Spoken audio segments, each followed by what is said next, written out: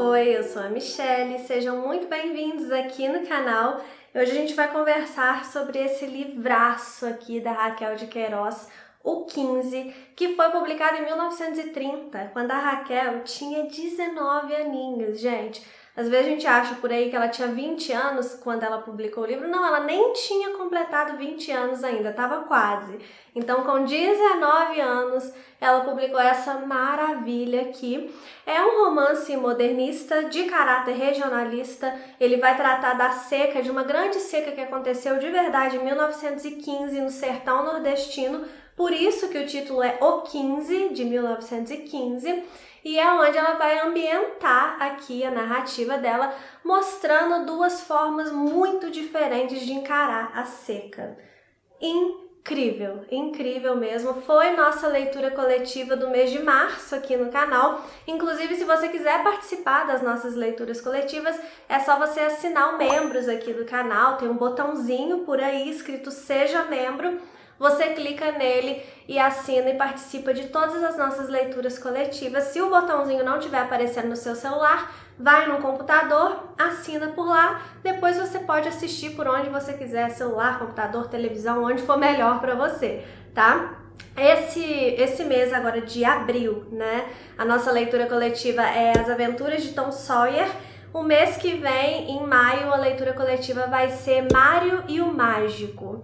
E aí, todo início de mês, os membros votam para decidir as próximas leituras. Se você assinar, você tem acesso também às lives que a gente fez de leituras coletivas passadas. Então, Ana Karenina, Ensaio sobre a Cegueira, tem muitos livros maravilhosos lá, Mansfield Park, enfim, muitos livros maravilhosos que a gente já leu juntos aqui. E se você assinar também, você tem acesso a essas lives. Então, venha ler com a gente, tá bom? Então nós vamos começar a nossa narrativa aqui sendo apresentados ao primeiro núcleo, que é o núcleo da Conceição. A Conceição, ela é uma professora que no início aqui ela tá lá na casa da avó dela, convencendo a avó a ir, que a avó dela mora num lugar, né, no campo ali, onde a seca é mais cruel, e ela tá convencendo essa avó dela a passar esse período mais cruel da seca na cidade junto com ela, e aí elas estão se preparando então para ir para a cidade, fugir da seca ali. A Conceição, ela tem um primo que se chama Vicente. É um primo assim, não é primo de primeiro grau não, mas é um primo mais distante, que ela é apaixonada por ele. Na verdade, eles são apaixonados um pelo outro, só que eles são pessoas muito diferentes. Então a gente vai ver que mesmo em meio a esse dilema todo da seca, e a gente vai ver outros personagens sofrendo muito com isso, mas o grande dilema aqui que permeia a narrativa com relação à Conceição é esse amor mal resolvido pelo primo, porque esse Vicente, ele é um homem que tem uma boa condição financeira, só que ele é o típico homem bruto do campo, muito diferente da Conceição, que é uma professora da cidade, mais delicada, mais voltada às letras, ela gosta de ler. Tem até um momento da narrativa aqui que ela se questiona, né? Ela fala, poxa, mas ele nunca deve ter lido um livro na vida, e aí sobre o que eu vou conversar com ele, né, no nosso cotidiano. E essa parte da Conceição, ela é interessante para nos despertar reflexões que vão além da seca. Mesmo com toda aquela tristeza acontecendo, que a gente já vai chegar lá, mas através da Conceição a gente consegue refletir também sobre outras coisas e não ficar só preso à questão da seca, que é a questão principal aqui da obra. Mas então, por exemplo, através desse dilema, né, desse vai não vai dela com o Vicente, a gente pensa muito naquela história dos opostos se atraem, sabe?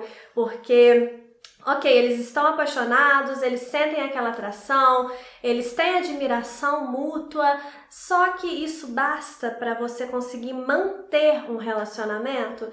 Eu acho que os opostos, eles podem até se atrair, porque aquilo que é diferente, num primeiro momento, nos encanta. Mas com a convivência, eu acho que as diferenças acabam nos repelindo. Igual ela fala aqui, né? Ah, mas ele não lê, será que eu vou ter o que conversar com ele? O que eu vou falar, né, com ele? Da mesma forma, ele poderia pensar, ela não tá nem aí para gado, para campo, para tratamento dos meus bois, o que eu vou falar com essa mulher? Porque os interesses deles são uns, os interesses dela são outros. E a gente tende a criticar ela quando ela fala isso, porque a Conceição, ela tem os seus problemas, ela tem os seus preconceitos, e aí a gente vai meio que antipatizando um pouquinho com ela. Então, quando ela fala isso, a gente tende a achar uma certa arrogância. Mas pensando mais profundamente, não acho nem que seja arrogância, eu acho que ela está sendo sábia de pensar além daquela atração que ela sente por ele. Uma atração física, uma atração mais superficial ali que seja, ela vai além, ela pensa como eu vou manter uma relação com essa pessoa. E é o que a gente deveria fazer na nossa vida, né? A gente age muito pelo impulso, pela emoção, pela pele, e a gente não pensa que quando a gente estabelece uma relação, que no caso aqui seria uma relação séria, porque lembremos, né? Estamos aqui na narrativa em 1915, então não era aquela coisa toda assim de você ficar com todo mundo, ainda mais uma moça, né, do interior ali. Então ela tinha que ficar com o cara, provavelmente ela ia se casar com aquele cara. Então ela tem que realmente, a gente tem que realmente pensar com quem a gente vai compartilhar a nossa vida. E essas diferenças, elas podem nos repelir com o passar do tempo. Então foi uma reflexão trazida aqui pela Conceição que foge completamente desse tema de seca e das outras tristezas que a gente vai ver aqui, e que eu achei muito interessante estar inserida aqui e ter um certo foco aqui na narrativa. Uma outra questão que essa parte da Conceição traz muito forte, como eu falei, ela é um tanto preconceituosa e ela mostra pensamentos assim que num primeiro momento, na verdade, a gente vai criticar em todos os momentos, né? Por exemplo, ela ajuda num lugar que é chamado aqui de campo de concentração. Só que aqui não é aquele campo de concentração da Segunda Guerra que a gente está acostumado a pensar, tá? São lugares que as pessoas que estão fugindo da seca, os retirantes que não têm ali onde ficar, eles ficam nesse lugar e o governo disponibiliza alguma comida, alguma coisa ali para eles que não é o suficiente, mas é um lugar para reunir essas pessoas, tá? Não só para dar essa comida, mas também para reunir essas pessoas num lugar, para elas não ficarem espalhadas por aí. Então reúne todo mundo ali no cercadinho, sabe? E aí ela ajuda nesses campos de concentração e ela realmente ajuda ali, ela todo dia tá ali levando a comida, vendo se um precisa de um médico, alguma coisa assim, então ela sempre tá ali ajudando. Só que ao mesmo tempo que ela tá ajudando, ela vai demonstrar pensamentos tipo, meu Deus, que gente fedorenta, ai, como eles fedem, sabe, esse tipo de coisa, assim, e aí a gente, né, tende mais uma vez a criticar muito a Conceição, porque ela tem um ar de antipatia, assim, que realmente, no início eu comecei com bastante ranço dela, mas depois a gente vai, eu sempre falo, leia um livro não apontando o dedo para os outros, porque você não pode fazer nada com relação ao outro, você pode fazer com relação a você. E os livros são transformadores à medida que você usa as mensagens do livro para transformar a sua vida, porque é isso que você pode fazer. O seu poder é sobre você mesmo, e olhe lá, né? Então, se você lê aqui a Conceição apontando, pensando em você, você pensa naquela situação, aquelas pessoas realmente deveriam estar fedidas.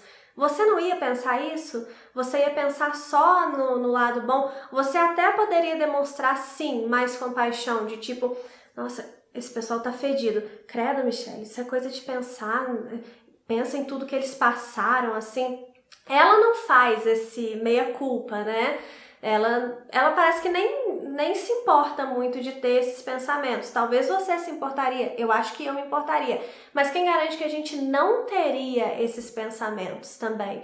Então a gente pode pensar nas nossas próprias hipocrisias, né? Quando a gente aponta tanto o dedo para o outro, mas a gente não sabe o que a gente faria naquela mesma situação. Ou se às vezes a gente faz coisas piores, né? Numa situação similar. Dia desses, é lógico que eu não vou, né, eu vou contar o milagre, mas não vou contar o santo. Eu me deparei com uma situação que uma pessoa criticou muito outra pessoa que utilizou um termo determinado, e essa pessoa, né, num grupo separado, criticou muito alguém que utilizou esse termo determinado, e eu fiquei pensando, mas essa pessoa que está criticando, eu já vi ela utilizar esse mesmo termo. Então a gente às vezes não presta atenção nas nossas próprias hipocrisias, nos nossos próprios erros. A gente fica tão ávido, né, por olhar o que o outro está fazendo de errado, o que o mundo tem de errado, que a gente esquece de olhar o que nós temos de errado. Por isso mesmo que eu falo para você ler o livro apontando o dedo para você, porque a gente pode descobrir coisas na gente que a gente nem estava prestando muita atenção, e quando a gente pensa mais profundamente, a gente fala assim, cara, realmente eu preciso melhorar isso daqui. E aí cabe a você querer de fato melhorar, né, querer se aperfeiçoar, enfim.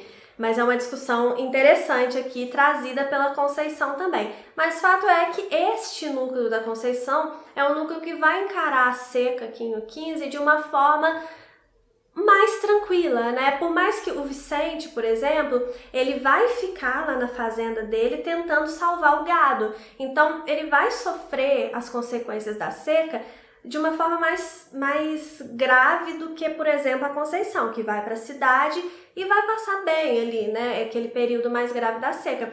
Mas o Vicente, ele teve a escolha. Ele poderia ter ido para a casa dos pais dele e passar, né, momentos mais tranquilos ali e deixar o gado para lá, como uma outra vizinha que a gente vai ver fez, né, que mandou soltar o gado e foi caçar um lugar melhor para passar esse período de seca. O Vicente poderia ter feito isso, mas ele escolheu ficar ali na fazenda e tentar salvar o gado da melhor forma que ele pudesse. Pelo carinho com o gado também, mas também porque o gado era o sustento da família, então era importante que ele tivesse cuidado com aqueles animais ali, né? Então eu vejo esses dois motivos no Vicente. Eu acho que ele tem um carinho pelo gado de fato, mas também é a questão do sustento dele, né? E não tem nada de errado de você querer defender o seu sustento também. Então ele fica ali, você vê que ele vai ficando até meio empoeirado ao longo da narrativa. A gente tem essa sensação, porque ele vai estar ali junto com os empregados dele que ficam na fazenda tentando salvar o gado, e levanta gado que cai, dá uma comida aqui que tá escassa e ele vai conseguindo dividir ali, né? Enfim, mesmo tendo essa experiência mais bruta ali da seca, ele tá ali porque ele quer, e ele tem para onde ir também. Tem hora que ele vai para a cidade, tem hora que ele vai para a casa dos parentes.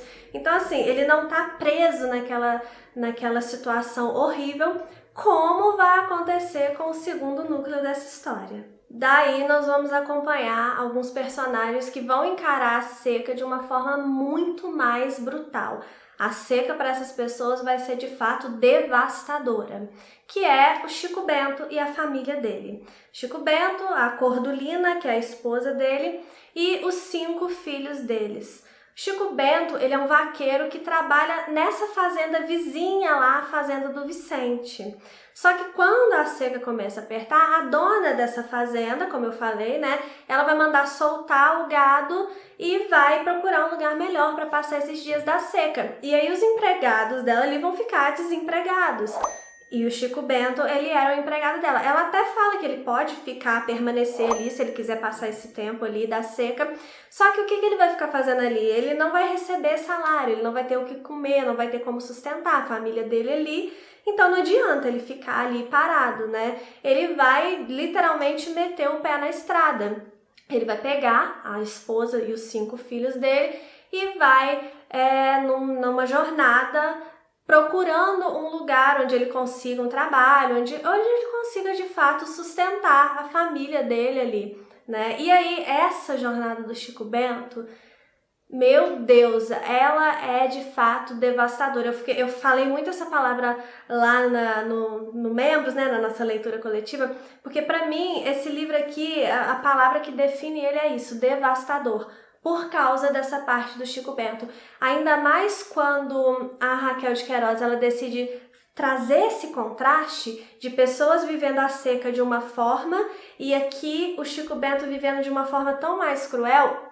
Fica ainda mais devastador pra gente ter esse comparativo, sabe? E aí a gente eu não vou falar assim tudo que acontece com o Chico Bento, porque não é a intenção aqui. As resenhas, vocês sabem que a minha intenção é só, né, que vocês tenham interesse de ler o livro. E eu acho que, por favor, se vocês não leram esse livro aqui, leiam, porque é uma joia da nossa literatura. É um livro muito tocante, que ele é sim muito triste, mas ele é importante até mesmo para amolecer o nosso coração, que às vezes pela tribulação assim do dia a dia, né?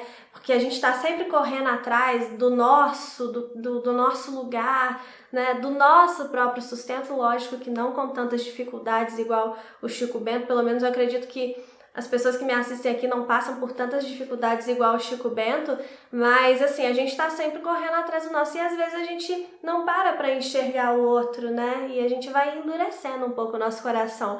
E esse livro aqui, ele serve muito para dar uma amolecida mesmo, pra gente, de fato, olhar para o lado, sabe? E ver que existem pessoas que não só estão muito piores do que a gente, porque não basta a gente ficar se comparando, olha, aquele ali tá pior do que eu só para eu me sentir bem com isso, né? Não é essa a intenção, mas olhar para o outro que tá numa situação muito mais difícil, para que você desenvolva também a sua capacidade de agir em prol do outro e não só em prol de você mesmo, porque é lógico, eu sempre falo com vocês aqui, é você que tem que fazer por você, não espere nada do outro. O que não significa que você não possa sim ter um olhar mais empático para o outro e querer ajudar o outro. Eu falo para você não ficar esperando ajuda, mas é claro que você vai encontrar pessoas boas no seu caminho que vão sim te ajudar. Não é obrigação de ninguém te ajudar, mas você vai encontrar pessoas que vão colaborar com você de alguma forma no seu caminho. Então, que tal você ser essa pessoa para outra pessoa que está precisando muito da sua ajuda, né? Que está precisando de uma palavra, de uma ajuda financeira mesmo às vezes, de um olhar, de um ouvido, enfim, né? E aí a gente vai acompanhando aqui. Chico Bento, nossa, tem tantas mensagens que eu poderia falar aqui que ele traz, né? Tem a questão de... infelizmente a gente se depara às vezes numa situação que a pessoa já tá tão sofrida, tão machucada ali, ainda vai ter gente que vai se aproveitar daquela situação. Por exemplo, quando o Chico Bento ele vai começar essa jornada dele, ele vai sair ali da fazenda, né?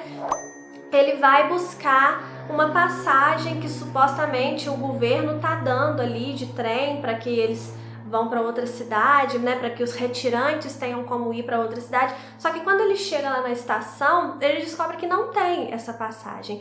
Por que não tem? Porque um cara, né, um cara lá que contratou umas pessoas, ele comprou essas passagens que não deveriam ser vendidas para levar essas pessoas para o outro lugar que ele queria. Ou seja, a pessoa que, no caso ali, tem dinheiro, usando do poder econômico dela para prejudicar as pessoas que realmente, como Chico Bento, não tem condição de ter aquela passagem ali, né? A famosa corrupção, né, gente? Que temos aí muitos exemplos.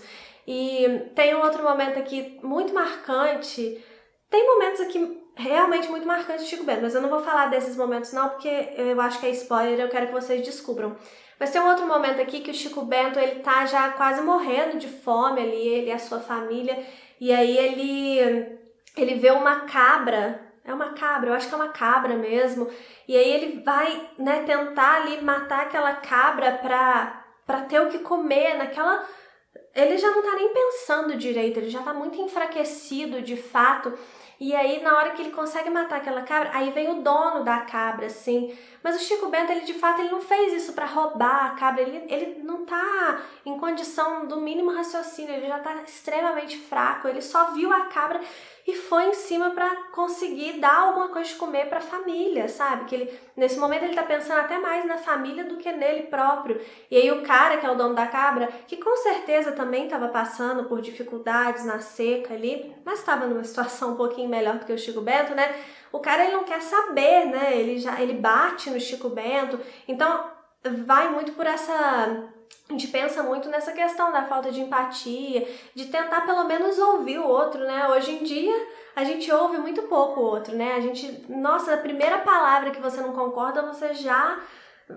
quer criticar e quer xingar e não quer mais ver a pessoa e é a pior pessoa do mundo. Você nem espera para entender a pessoa, né? Por que ela pensa assim? Por que ela tá fazendo isso? E eu acho que eu não tô falando de crimes, tá, gente? Eu tô falando da sociedade normal, debates normais, né? Às vezes, criticar um livro aqui já me gera hate, às vezes, nos comentários, porque a pessoa não quer nem saber se você... qual é o raciocínio que você fez para ter uma ideia diferente de mim. Não, se é uma ideia diferente de mim, você já é meu inimigo.